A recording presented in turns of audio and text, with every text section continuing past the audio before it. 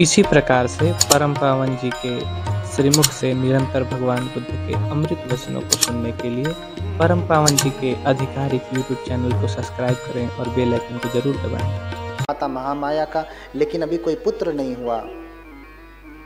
हुआ, लेकिन कभी कोई शिकायत नहीं की भगवान से, हाँ, कि हे भगवान तुमने मुझे बेटा क्यों नहीं दिया। हाँ, देख लीजिए ना, दोनों रो रहे हैं। जिनके पास संतान है, अरे भगवान मुझे ऐसी संतान क्यों दी, अच्छा होता कि नहीं दिए होते। और जिनके पास नहीं है वो भी रो रहे हैं, हे भगवान तुमने मुझे संतान क्यों नहीं दी। दोनों रो रहे हैं, एक है तो भी रो रहे हैं, जो इसके पास नहीं है वो भी रो रहे हैं, है ना। तो हम अपनी मर्जी से कुछ ना करें, जैसा प्रकृति हमें देवे वैसा हम स्वीकार कर लें। बातें बहुत है, समझाने का समय नहीं। देखिए हम अपनी बुद्धि लगा करके आज सब कुछ कर रहे हैं, इसीलिए इतनी सारी बीमारियां बढ़ गई। प्रकृति ने तो हमको मौसम के अनुसार फल दिया, सब्जियां दिया, अनाज दिया, लेकिन आपने अपनी बुद्धि लगा करके दुरुपयोग किया। आप सोचते हैं इसका दुष्परिणाम नहीं होगा। अरे प्रकृति ने गर्मी के मौसम के लिए तरबूजा बनाया, खरबूजा बनाया, ककड़ी बनाया ना, खीरा बनाया, फल बनाए। गर्मी के लिए हमारी तरह देखिए ना, सर्दी के लिए सर्दी वाली सब्जियां देखिए ना, हरी हरी मटर सब्जी आती है, अरहर आती है, बहुत सारी सब्जियां आती हैं जो शरीर को गर्म करती हैं और शरीर को पोषण देती हैं, इससे शरीर स्वस्थ बनता है। बरसात के समय में ऐसी सब्जियां और फल आते हैं जो शरीर के लिए एंटीबैक्टीरियल का काम करते हैं। लेकिन अपनी बुद्धि लगा करके आज आपको खीरा हर मौसम में चाहिए। सर्दी है तो भी देखता हूं कि लोग सलाद खा रहे हैं, खीरा खा रहे हैं, ककड़ी खा रहे हैं। अरे भैया शरीर खुद ही ठंडा है सर्दी में, ऊपर से खीरा खा लोगे तो भले आपका शरीर थोड़ा मजबूत है, पता नहीं चलेगा, लेकिन बीमारी तो पैदा करेगा। और वो ऐसी बीमारी पैदा करेगा कि जिसका कोई मशीन ही नहीं बनी कि उसे जांच करके बता दे। उसे जांच करके नहीं बताया जा सकता। अरे जब आम आना था तो आम आता था, लेकिन आज आपको हर समय में आम चाहिए। हाँ, हर समय में आम खा रहे हैं, हर समय में केला खा रहे हैं, हर समय में संतरा, हर समय में नींबू, हर समय में आंवला, हर समय में गोभी खा रहे हैं। गोभियां सर्दियों में ही सिर्फ आती थी, अब गर्मी में भी गोभी खा रहे हैं। अरे तो उसका गुण दुर्गुण में नहीं बदल जाएगा, बदलेगा ये। आप अपनी बुद्धि की वजह से प्रकृति के विरुद्ध में चले गए। भगवान बुद्ध प्रकृति के विरोध में नहीं जाते। निरंजना में है, सूखा पड़ा है, खाने को भोजन नहीं, मनते मोगलान कहते भगवान कहें तो रिद्धि बल से उत्तर कुरु में जाऊं और चारिका करके लेकर जाऊं। बोले नहीं, भगवान स्वयं सर्वज्ञ हैं, स्वयं सामर्थ्यवान है, चाहते तो कहीं और जाते और लेकर के आते, लेकिन प्रकृति ने जैसी परिस्थिति डाला है उसके विरोध में नहीं गए। इसलिए तो बुद्ध हैं। ये चर्या सिखा करके गए, लेकिन हम सीखते ही नहीं। आज आप खाइए हर समय में आम, आपको लगता है कि आप सर्दी के मौसम में आम खा रहे हैं तो आपके शरीर में विटामिन जा तो रहा है, विटामिन के साथ साथ बीमारी जा रही है। आज हर घर में शुगर के पेशेंट हैं, सबका बीपी बढ़ा हुआ है, सबका कोलेस्ट्रॉल बढ़ा हुआ है, सबका यूरिक एसिड बढ़ा हुआ है। क्यों बढ़ रहा है?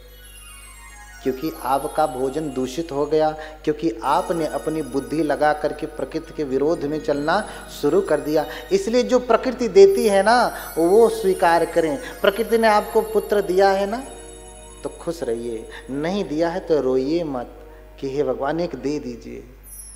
प्रकृति ने सोचा होगा कि शायद पुत्र आपके लिए नहीं है, आएगा तो शायद नुकसान ही होगा, इसलिए नहीं आया। लेकिन कर्म करते रहे। राजा शुद्धोधन, माता महामाया शिकायत नहीं करते, हे भगवान मुझे संतान क्यों नहीं दिया। बस शीलों का पालन कर रहे हैं, उपोषित व्रत रख रहे हैं, लेकिन जब होना था तब हुआ।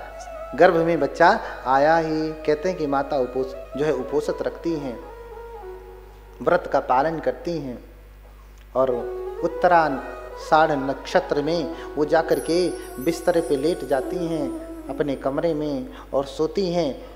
तो फिर सपना देखती हैं। क्या सपना देखती हैं? कि चातु महाराज जी देवता आते हैं और उनकी सैया को उठा ले गए हिमालय पर, और फिर उनकी देवियां, उनकी पत्नियां आती हैं, उनको स्नान कराती हैं, सुंदर वस्त्र पहनाती हैं और फिर लिटा देती हैं उसी हिमालय पर रखे हुए बेड पर। अब वो लेटी हैं और क्या देखती हैं कि एक सफेद, थोड़ा कथा से जोर से चला रहा हूं, क्या करूं, पूरा नहीं कह पाऊंगा कल तक, नहीं तो कुछ झलक ले लीजिए। हाँ, सफेद हाथी आता है और सफेद पुष्प लिया है अपने सूंड में, ले करके माता महामाया को 3 बार ऐसे प्रदक्षिणा करता है। देखिए हमारे बौद्ध धर्म में प्रणाम प्रदक्षिणा करने का नियम है। पैर छूना ये बहुत छोटा सा प्रणाम है, हमारे यहाँ पैर छूना बहुत छोटा माना जाता है, इसलिए 3 बार माथा पटक करके प्रणाम किया जाता है। उससे कहीं ज्यादा गहरा प्रणाम है, उससे कहीं ज्यादा आदर भरा प्रणाम है, इसलिए माथा पटक करके प्रणाम किया जाता है। हाँ, बहुत सारी बातें जो है प्रदक्षिणा की जाती है। भगवान बुद्ध को भी जब कोई आता था, मिलता था, मिलने के बाद उनको प्रणाम करके प्रदक्षिणा करके जाते थे लोग। आज भी आप सारनाथ जो है बोध गया, लुम्बिनी, श्रावस्ती जाएंगे तो प्रदक्षिणा पथ बना है, प्रदक्षिणा करते हैं लोग, देश विदेश से आते हैं और प्रदक्षिणा करते हैं। हाँ, तो 3 बार प्रदक्षिणा किया और फिर दाहिने तरफ से गर्भ में प्रवेश हो गया और इतने में ही माता की आंख खुल गई। तो कुछ लोग कहते हैं कि देखो ये सब मिलावट नहीं है बौद्ध धर्म में, अरे माता के पेट में हाथी कैसे घुसेगा? अरे भैया वो सच में नहीं घुसा था, माता लेटी हैं और सपना देख रही हैं, सपने में घुसा था। और सपने में तो हाथी क्या, व्हेल मछली भी घुस जाएगी पेट में। हाँ, नहीं होगा, सपना में तो कुछ भी हो जाता है, सपने में कुछ भी हो जाता। माता लेटी हैं और सपना देख रही हैं कि देवता उठा ले गए, और फिर वो लेटी हैं, सफेद हाथी आता है सफेद पुष्प लेकर के 3 बार प्रदक्षिणा करता है और दाहिने तरफ से गर्भ में प्रवेश हो जाता है। और ये सपना देख रही है, अरे मेरे पेट में हाथी घुस रहा है, घबरा करके निद्रा खुल जाती है, उठ जाती हैं, पसीने पसीने हो जाती हैं, देखने लगती कि कहीं सच में मेरे पेट में हाथी तो नहीं घुसा। हाँ, हाथी तो नहीं घुसा। और फिर अपना ये सपना अपने स्वामी को, राजा को बताती हैं। राजा तुरंत स्वप्न के जानकारों को बुलाते हैं और फिर 108 ब्राह्मण आते हैं। उन 108 ब्राह्मण ज्ञानियों को भोजन करा करके, दान दे करके, फिर राजा निवेदन करते हैं कि इन 108 में से जो 8 ज्ञानी हैं वो रुक जाएं, बाकी 100 जाएं विश्राम करें। ये 8 लोग स्वप्न की व्याख्या करें कि इसका अर्थ क्या हुआ। तो 8 ब्राह्मणों में रामो धजो लक्षणों चापि मंती कौंडन्यो भोजो सुयामो सुदत्तो। देखिए बौद्ध धर्म में राम एक जो है स्वप्न को बताने वाले व्यक्ति हैं, उनका नाम है राम। और फिर लक्षणों यानी लक्ष्मण नाम है, वो भी एक ब्राह्मण है जो स्वप्न की व्याख्या करने वाले हैं। ठीक है, दशरथ जातक में भी राम एक बोधिसत्व के रूप में है, उनकी चर्या, ठीक है, एक बोधिसत्व के रूप में है, लेकिन अंतर है, थोड़ा सा अंतर है। ठीक है, अब 8 ब्राह्मण स्वप्न की व्याख्या करने लगे कि जो है महामाया ने जो सपना देखा है वो क्या सपना देखा, क्या सपना देखा। वो सपना देखा कि पेट में हाथी घुस गया। इसका अर्थ ये हुआ कि माता ने गर्भ धारण किया है, यानी ये गर्भवती हो चुकी हैं, इसलिए इनको सपने आ रहे हैं, उल्टी नहीं आ रही है ना। इनको सपने आए हैं, उल्टी नहीं आई है। आपको क्या आता है? सपने भी आते हैं, लेकिन उससे पहले उल्टी आती है। स्वप्न इस बात की जानकारी दे रहा है कि माता गर्भवती हो चुकी हैं। माता गर्भवती हो चुकी हैं। क्यों? क्योंकि एक दूसरा विज्ञान गर्भ में आने वाला है, एक विज्ञान है ही, तो इसलिए इसका कनेक्शन बन रहा है ना, तो सपना तो आएगा ही, सपना आएगा ही। इसलिए माता गर्भवती हुई हैं। और ये जो गर्भ इनको है, ये कोई स्त्री का गर्भ नहीं, पुरुष गर्भ है, यानी पुत्र होगा। और पुत्र होगा तो उसका भी भविष्य बताने लगते कि राजा भवि चक्रवर्ती बुद्धो अथ लोकोत्तम। अगर ये घर में रहा तो चक्रवर्ती राजा होगा, घर छोड़ा तो बुद्ध बनेगा। इतनी व्याख्या करके चले गए। उन 8 ब्राह्मणों में सबसे कम उम्र के हैं कौंडिन्य। कौंडिन्य ने कहा कि नहीं, स्वप्न के अनुसार ये जो हैं चक्रवर्ती राजा नहीं बनेंगे, बुद्ध ही बनेंगे। सबसे कम उम्र के हैं। बाकी 7 ब्राह्मण जो हैं वो 80 वर्ष से अधिक हैं। तो होता क्या है, कल कोई उम्र दराज व्यक्ति चीवर पहन करके आ जाए और हमारे कोई छोटे बनते मित्तानंद जी जो कई वर्षों से 6-7 वर्षों से चीवर में हैं, दोनों को बिठा दिया जाए तो आपको क्या समझ में आता? मोटे बनते कौन आए हैं? हाँ, वही है ना, उम्र दराज वाले वही दिखते हैं ना। नहीं, धर्म में जो है प्रवज्ञा से आयु गिनी जाती है और विद्वता के क्षेत्र में उसके ज्ञान से उसकी आयु गिनी जाती है, उम्र से नहीं। कितना ज्ञान है इससे महत्व तो दिया जाता है। 80 वर्ष से अधिक हैं, सबने कहा या तो चक्रवर्ती राजा होंगे या फिर बुद्ध होंगे। लेकिन कौंडिन्य ने सत्य कह दिया कि नहीं, ये राजा नहीं होंगे, ये तो बुद्ध ही होंगे। क्योंकि जिस हिसाब से सपना आया है ये राजा नहीं, ये घर छोड़ेंगे, बुद्ध बनेंगे। तो राजा को अच्छा नहीं लगा। कौन पिता कौन माता चाहती है कि उसका बेटा भिक्षु बने? कोई माता चाहती है? हाथ उठाएं। बहुत लोग उठा लेंगे, तो उठाइए ना इधर से। तो जो चाहते थे उनके बच्चे पहले से ही हो चुके हैं, अभी चाह ही नहीं रहे।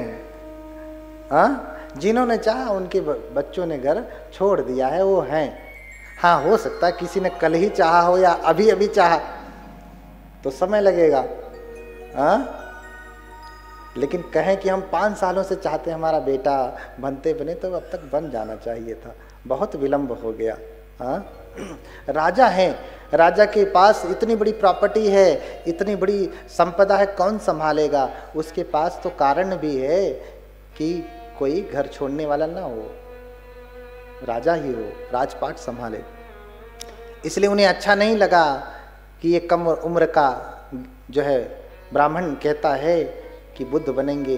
तो सबका सत्कार किया, उनका नहीं किया, चले जाते हैं।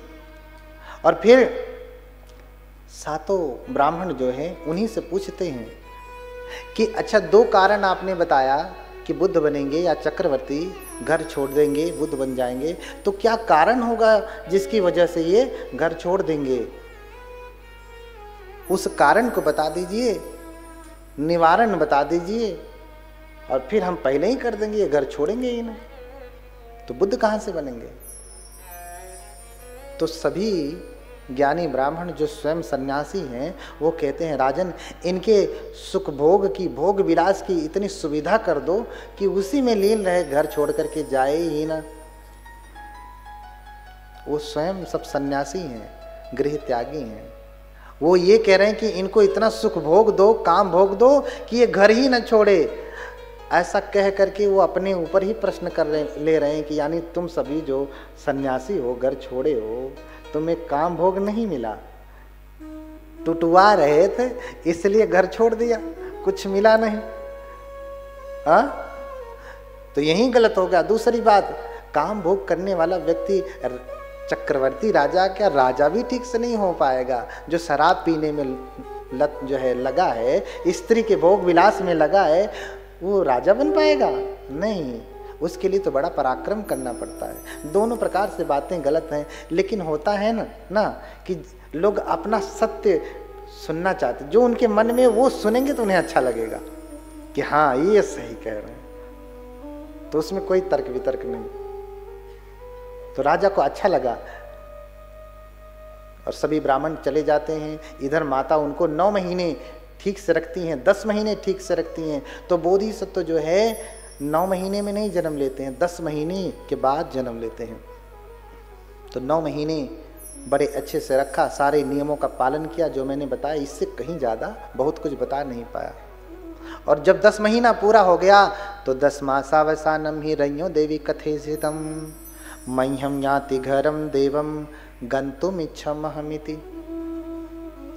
10 महीना जब बीत गया तो अपने पति से कहती हैं, शुद्धोधन से कहती हैं कि मैं अपने मायके जाऊंगी, क्योंकि माँ ज़्यादा सेवा करती है ना, इसलिए जब महिलाएं गर्भवती होती हैं तो घर में नहीं रहती हैं।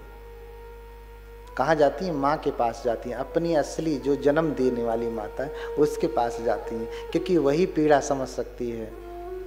हाँ, तो ये भी कहती कि मैं मायके जाऊंगी।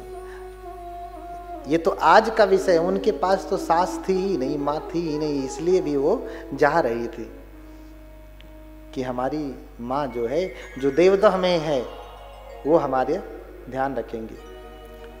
तो राजा से निवेदन किया, राजा ने स्वीकार किया, पूरी व्यवस्था कर दी, राजतंत्र लगा दिया। हाँ, पूरे सैनिक लगा दिए, सुरक्षा कर्मी लगा दिए, पालकी में बिठा करके जो है माता महामाया को विदा किया। कहते हैं कि रास्ते में लुम्बिनी वन पड़ता है। अभी लुम्बिनी वन जो है नेपाल में आ गया। पहले जम्बूद्वीप जब था तो उस समय तो बांग्लादेश भी यही में था, पाकिस्तान भी इसी में था, नेपाल भी इसी में था, है ना। तो जम्बूद्वीप था उस समय, तो जम्बूद्वीप के अंतर्गत था वो। अगर आप कहते हैं भारत के अंतर्गत था तो नहीं, जम्बूद्वीप के अंदर था। इसलिए एक बात को लेकर के लड़ाई हो जाती है। कहते नहीं बुद्ध भारत में पैदा हुए, नेपाल वाले कहते नहीं बुद्ध नेपाल में पैदा हुए, लड़ाई करते हैं। नहीं, बुद्ध सच में जम्बूद्वीप में पैदा हुए। बुद्ध कहाँ पैदा हुए? जम्बूद्वीप में पैदा हुए। नेपाल में पड़ता है इस समय, लुम्बिनी वन पड़ता है और इतना सुंदर वन है। माता महामाया वहाँ रुक जाती हैं, अपने सेवकों से कहती यहीं रोको, मैं थोड़े देर विचरण करूंगी फिर चलूंगी आगे। तो रोक देते हैं। माता महामाया उस वन में विचरण करने लगती हैं। एक सुंदर सा साल वृक्ष दिखा, उसकी शाखा लटकी हुई थी, मानो हाथी के सुंड के समान हो, बहुत सुंदर लग रहा था। इसलिए माता टहलते टहलते उस साल वृक्ष की शाखा को पकड़ लेती हैं। कहते हैं कि तब तक देवताओं ने आकर के शाखा को ऊपर उठा लिया। आप ऐसा समझे कि हवा चली होगी, शाखा ऊपर चली गई, है ना। माता ने जैसे ही उस साल वृक्ष की शाखा को पकड़ा, पकड़ते ही वो वृक्ष की शाखा ऊपर चली गई। कहाँ चली गई? ऊपर चली गई। माता ने शाखा छोड़ा नहीं, शाखा को पकड़ी है। इसी समय जब हाथ छोड़ेंगी नहीं तो हाथ के साथ पूरा खिंचाव पड़ेगा ना इधर के भाग में, तो झटका कहाँ लग गया?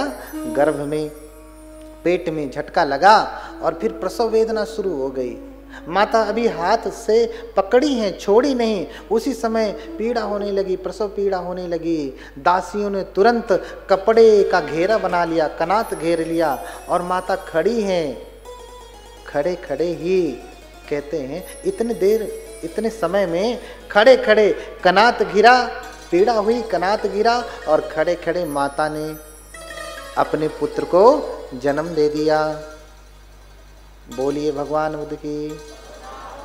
अच्छा, डाली पकड़ने में, ऊपर जाने में, है ना, अभी पकड़ी ही है, खड़े खड़े, इतने में कितना समय लगेगा? मिनट भर भी नहीं लगा, सारी क्रिया हो गई। तो बोधिसत्व तो गर्भ में रहते हुए भी माता को पीड़ा नहीं देते, आते समय पीड़ा नहीं देते और गर्भ से बाहर आते समय भी पीड़ा नहीं देते। इतने समय में क्या पीड़ा होगी? प्रसव वेदना भी नहीं हो पाई ठीक से कि बोधिसत्व बाहर निकल गए। तो जायंती शेष मनुषा मलमक्खी तंगा जातोपने संपवरो दीपदान मिंदो अचंत सन्न मल कासिकवथ कम्ही निघित नघतर चारु मणि वसुधो। देखिए संसार के जितने भी प्राणी जब जन्म लेते हैं ना तो कैसे जन्म लेते हैं? गंदगी के साथ जन्म लेते हैं। जायंती शेष मनुषा मलमक्खी तंगा। जितने भी लोग जन्म लेते हैं कैसे जन्म लेते हैं? गंदगी से लिपट करके जन्म लेते हैं कि जॉनसन्स पाउडर लगा करके आते हैं, हाँ काजल वाजल लगा करके आते हैं, मेकअप वोकअप करके आते हैं। ऐसा तो नहीं होता ना। कैसे जन्म लेते हैं? गंदगी के साथ जन्म लेते हैं। लेकिन जातो पने संपवरो द्विपदाना मिंदो, जो दो पैरों में इंद्र की बात है, द्विपदान मिंदो।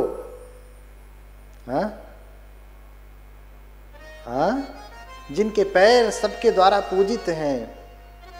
हाँ? तो ब्रह्मिंद देविंद नरिंद राजा,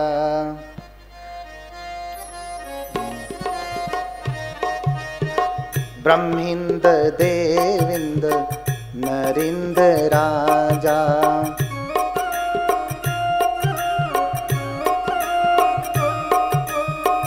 बोधि सुबोधि करुणा गुणगन, करुणा गुणगन, बोधि सुबोधि करुणा गुणगन, बोधि सुबोधि करुणा गुणगन, पञ्ञापदीप जलितो जलंतम, पञ्ञापदीप जलितो जलंतं, वन्दामि बुद्धं भवपारतिन्नम, वन्दामि बुद्धं भवपारतिन्नम। हाँ, वंदना करने आया। मेरे पीछे पीछे दोहराएंगे क्या? दोहराएंगे। उन भगवान का जन्म हुआ, दोहराते हैं। ब्रह्मिंद देविंद नरिंद राजा, नरिंद देविंद नरिंद राजा, ब्रह्मिंद देविंद नरिंद राजा। बोलिए ना, पाली नहीं समझ में आ रही है? भगवान की वाणी नहीं समझ में आ रही? ध्यान से सुनिए, कान से नहीं, ध्यान से सुनेंगे तो समझ में आएगा। सुनाई कान से नहीं देता है, ध्यान से देता है। दिखाई आंखों से नहीं देता है, ध्यान से देता है। इसलिए कहते हैं जरा ध्यान से देख। कोई ये नहीं कहता जरा आंख से देख।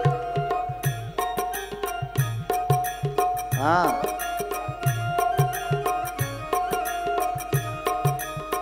ब्रह्मिंद देविंद नरिंद राजा, ब्रह्मिंद्र देवेंद्र नरेंद्र राजा, ब्रह्मिंद्र देवेंद्र नरेंद्र राजा। बोधि सुबोधि करुणा गुणगन, बोधि सुबोधि करुणा गुणगन। बोलिए ना। बोधि सुबोधि करुणा गुणगन, बोधि सुबोधि करुणा गुणगन, बोधि सुबोधि करुणा गुणगन, बोधि सुबोधि करुणा गुणगन। पञ्ञापदीप जलितो जलंतम, पञ्ञापदीप जलितो जलंतं, पैया प्रदीप जलितो जलंतन। ध्यान से सुनिए।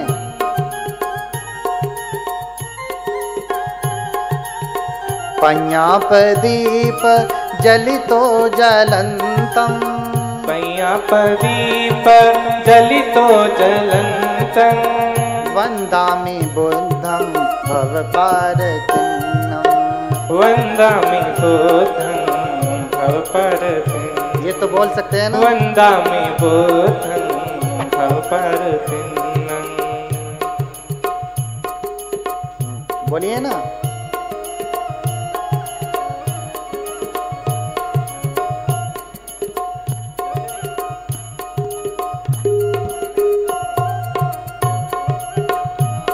बोलिए ना। भवपारतिन्नम वंदामि बुद्धं भवपारतिन्नम। वंदामि बुद्धं भवपारतिन्नम। भगवान बुद्ध का नाम लेने से वाणी शुद्धि होती है। वंदना करिए। वंदामि बुद्धं भवपारतिन्नम। वंदामि बुद्धं भवपारतिन्नम।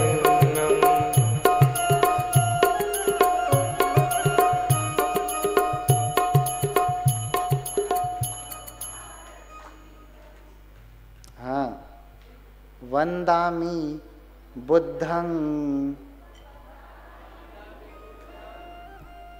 भवपारतिन्नम।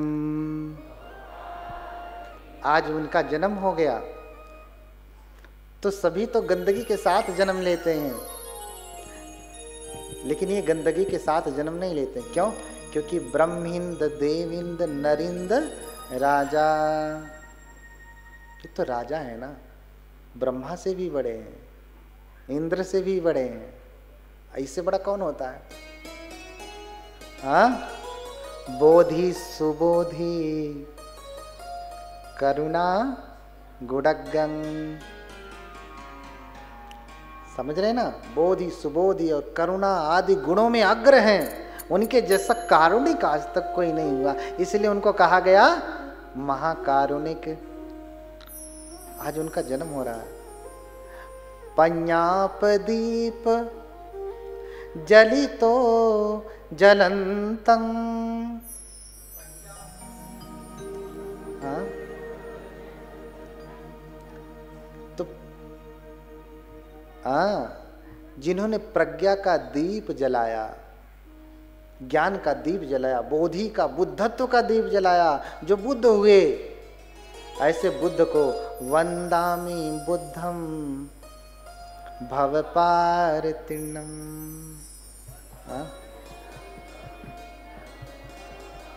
बोलिए भगवान बुद्ध की। तो ऐसे बुद्ध की मैं वंदना करता हूँ जो भव पार कराने वाले हैं, भव के पार जाने वाले हैं। तो सभी मनुष्य गंदगी के साथ जन्म लेते हैं। बोधिसत्व बुद्ध जब जन्म लेते हैं तो गंदगी के साथ नहीं जन्म लेते हैं। जायन्ति शेष मनुषा मलमक्खी तंगा जातोपने संपवरो द्विपदनाम इंदो।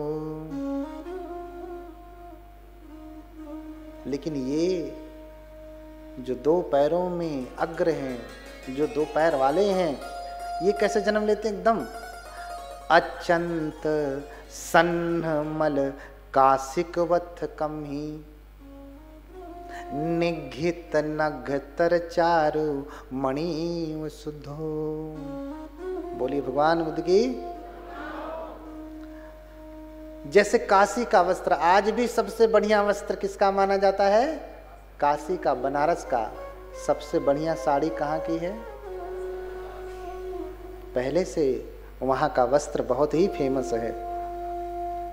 तो जैसे काशी के वस्त्रों पे कोई मणि रख दिया जाए, हीरा रख दिया जाए तो और सुंदर नगले लगता है ना, और चमकीला दिखने लगता है। ऐसे ही भगवान बुद्ध मानो काशी के वस्त्रों पे रखे हुए रत्न की भांति गर्भ से बाहर साफ सुथरे चमकीले जॉनसन्स बेबी पाउडर लगा करके बाहर निकलते हैं। हाँ, ये बोधिसत्व की धर्मता है। ए संगी बोधिसत्तानंद धम्मता, ये तो बोधिसत्वों की धर्मता है। जो इतना पुण्य माता ने किया, बोधिसत्व ने जो इतना पुण्य किया है, उसकी धर्मता है, उसका फल है। और देखिए, बोधिसत्व की माता 10 महीने में जन्म देती है, 9 महीने में नहीं। ये धर्मता है, बोधिसत्व की माता की धर्मता है। और सभी जो माताएं हैं बैठ करके या लेट करके अपने बच्चे को जन्म देती हैं, लेकिन बोधिसत्व की माता खड़े खड़े जन्म देती हैं। ठीक है, ये धर्मता है। सभी माताएं जब जन्म देती हैं तो बच्चे को उल्टे जन्म देती हैं। बोधिसत्व जब जन्म लेते हैं तो सीधे सीधे जन्म लेते हैं। सीधे सीधे यानी पैर पहले बाहर आता है कि सर? क्या माता जी लोगों से पूछ रहे हैं? पहले सर आता है ना, पहले सर। क्या सर वाले हाथ उठाएं, यही सीधा सीधा हुआ ना? हाँ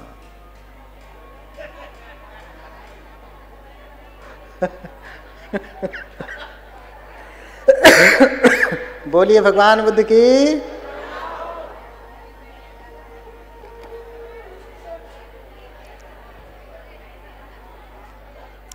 अरे थांबा थांबा, शांतता ठेवा। बोलिए भगवान बुद्ध की। तो सभी यही जानते हैं कि पहले सर बाहर आता है, पैर बाहर नहीं आता, उसे सीधा कहते हैं। अब सोचिए, माता खड़ी हैं, पहले सर बाहर आए तो बच्चा धड़ाम से गिरेगा, सर फूट जाएगा वहीं। ये सीधा हुआ? ये सीधा हुआ? अच्छा, गाड़ी में बैठते हैं, सीधे सीधे बैठना हो तो पहले सर डालते हैं कि पहले पैर डालते हैं? अच्छा, गाड़ी से निकलना भी हो, उतरना भी हो तो पहले सर बाहर निकालते हैं कि पहले पैर बाहर निकालते हैं?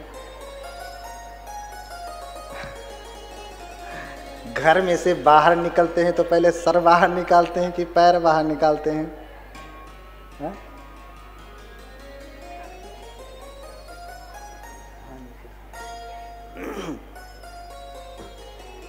हाँ, घर में से बाहर। अच्छा, अभी यहाँ से बाहर निकलेंगे तो पहले सर बाहर निकालेंगे कि पहले पैर बाहर निकालेंगे? तो सीधा सीधा क्या है? पैर बाहर आना। अच्छा, हमारी तरफ एक परंपरा है, हमारा जन्म उधर उत्तर प्रदेश का है ना, उत्तर प्रदेश का जन्म है, रहते श्रीलंका में है, अध्ययन आदि चलता है। हाँ, उधर कभी कभी ऐसे साल पड़ जाती है, गर्दन टेढ़ा हो जाता है। इधर होता है, यहाँ दर्द होता, गर्दन सीधा ही नहीं होता। तो गांव में कहते हैं कि जो उल्टा पैदा हुआ है उससे लात मरवा ले तो सीधा हो जाएगा। ऐसा होता है ना इधर भी? हाँ।